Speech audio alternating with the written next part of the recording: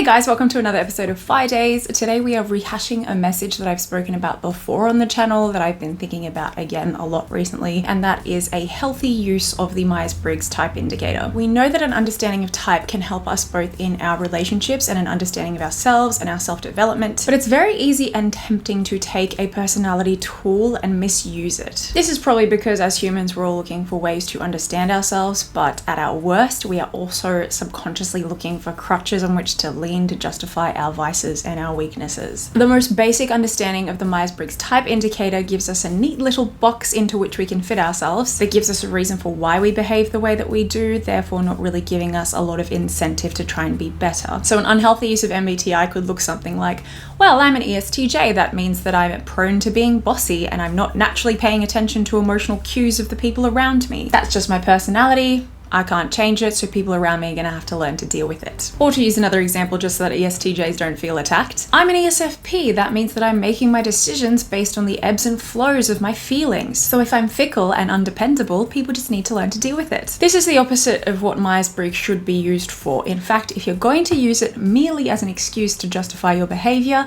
you're better off not using it at all. Myers-Briggs allows you to look at yourself through the lens of a tool that's already outlined for you, your natural cognitive tendencies and blind spots, and to use that information as a guide for your decision making and interactions going forward. So what that should look like rather is, hey, I'm an ESFP. I can use that knowledge to be aware of the fact that I'm subconsciously making most of my micro decisions based on the ebbs and flows of my personal feelings. This means that I have a blind spot when applying logical frameworks to my decisions. As a result, my weaknesses are likely going to be in the area of self-discipline, emotional prudence, and strength of will. I can keep this in mind going forwards, that next time I'm overcome with an emotion, I can take a step back, pause, maybe apply some rational thinking before I make an impulsive decision. Myers-Briggs is not helpful if you use it as an excuse for your behavior. Don't get me wrong, it's great to become aware of your natural personality tendencies so that you can extend grace to yourself when it comes to your natural weaknesses. But if we leave it there, we're missing out on this awesome opportunity to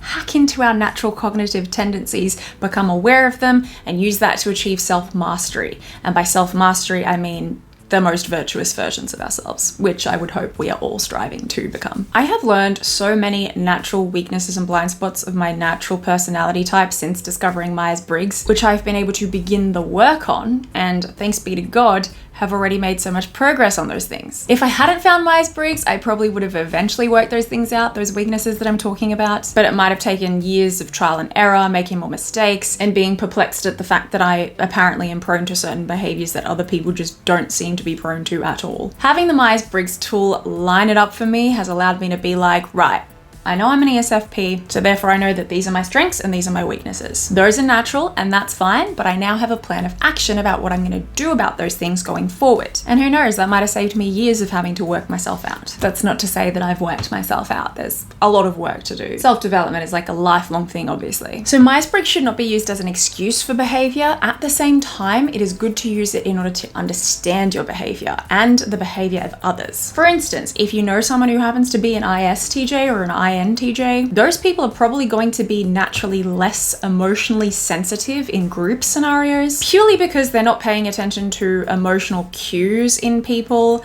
and group harmony in any way as a result of their natural cognitive preferences or cognitive functions. I'm not going to go into the Jungian cognitive functions right now, on which the Myers-Briggs Typology Index is based, but if you'd like to know more on those, which I highly recommend, please check out the links in the description of this video. So because INTJs and ISTJs are not naturally paying attention to emotional cues and group harmony, this means that they're not naturally going to know the right thing to say when it comes to emotional matters, as like an ENFJ, INFJ, ESFJ, or ISFJ might know naturally. So knowing this, MBTI can help us to again take that step back and be like, this doesn't mean that they're a bad person, it just means that it's going to take them extra energy to switch on that social filter, which is going to exhaust them if they keep that on for too long, so I can extend grace to them in that. This isn't to say that you're letting people get away with any kind of behavior in general, but expecting someone to use a natural social filter 100% of the time when they don't naturally use it 100% of the time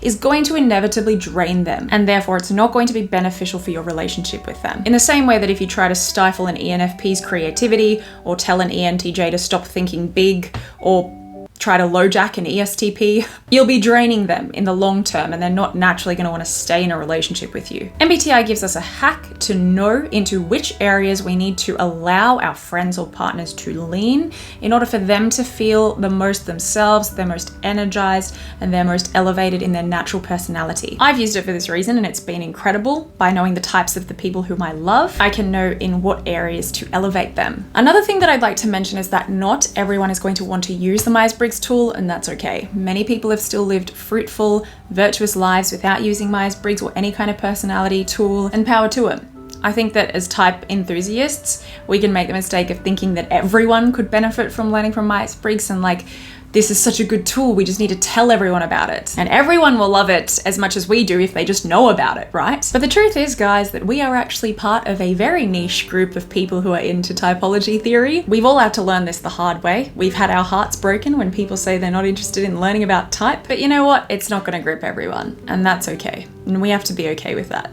We have to be okay with that, guys. So rather than focusing on making others use it, focus instead on your own use of it and try to make sure that A, you're not obsessing too much over it, waiting for a truck to pass, and B, you're not using it as the be all and end all, but rather as a tool that you've got constantly running in the background in your interactions and decisions of your day-to-day life. Make sure you're allowing yourself to see other people not simply as an equation to be cracked or a type to work out, but as a person with their own dignity, worth, and individual unique story. Remember that Myers-Briggs is not about fitting people into 16 boxes, but about understanding their natural, subconscious, cognitive preferences. That is what they are naturally paying attention to when they are observing the world and making micro decisions throughout their day. Every person is still unique and wonderful. You could have 16 INFJs standing in a row and each of them would be beautifully unique with their own gifts, talents, and interests to offer the world. Which brings me to my final point, which is,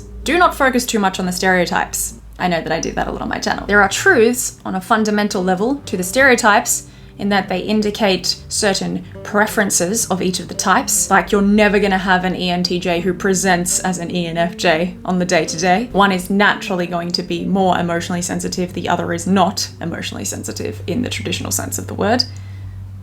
We come up with those stereotypes to help us understand the natural tendencies of each of the types based on their dominant cognitive functions. Remember that people are much more than that. And if you're not relating to a stereotype, that's good, isn't it? You are far more complex than a stereotype. Remember that. And lastly, but not leastly, if you're going to use Myers-Briggs in any kind of serious way, make sure that you dive into the Jungian cognitive functions behind the theory, rather than just leaving it at a basic understanding of the 8 letters and each of the words which the 8 letters represent. It can actually be very harmful if you do that, especially because those 8 words are very vague and don't really have a lot of explanatory value. Also be mindful of the online tests and their backgrounds. Not all of them are going to be helpful in helping you to understand your type. For instance, the most common MBTI test is the 16personalities.com one, which is actually based on the Big 5 model, but I've already created multiple videos on this topic, so if you're interested in hearing me talk more about the cognitive functions or watching me take the 16personalities.com test and explain where its shortcomings are, make sure to have a look at the links in the description of this video. So to sum up, in my opinion, and I hope you guys will agree with me, the Myers-Briggs type indicator, if used, should be used as one possible way of understanding how people perceive and judge the world, a means of extending grace to yourself and others in terms of your natural cognitive tendencies, a means of understanding how to communicate with and to elevate the people with whom you're in relationship, a guide for understanding your natural blind spots and the areas in which you need to grow, and as language and terminology to help us understand natural differences between us. Myers-Briggs should not be used as a way of making excuses for behavior that would be considered otherwise a vice or weakness that needs to be worked on, a definitive predictor of someone's entire personality and therefore their exact behavior at any given moment, a means of stereotyping others and attaching personal bias to those stereotypes that might result in us writing someone off entirely because of their personality type, a way to limit ourselves by considering ourselves boxed in to a category out of which we'll never escape, something that we force onto others because we think we know what's what's best for them, and a reason that we use to think of ourselves as better or more superior than others because we're more self-aware. The reason why it's helpful is because we are all in need of the help. So remember, guys, that the goal of psychology and self-development is to become the best, most virtuous versions of ourselves. If an understanding of type is helping you get there, fantastic. If not, that's fine and totally possible too. But what are your thoughts on this topic, guys? Please let me know in the comments. I would love to read them. Just a reminder before we head off that I do have a Patreon page, which is thriving and active.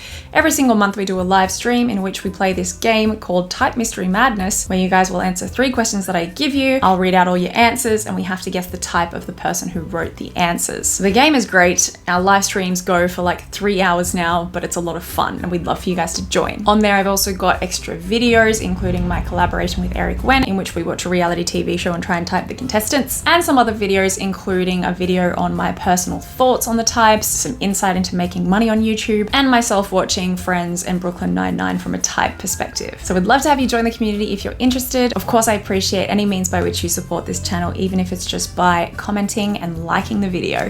Hint, hint. So thank you guys for watching. I hope you have a great day and I'll chat to you soon. Bye.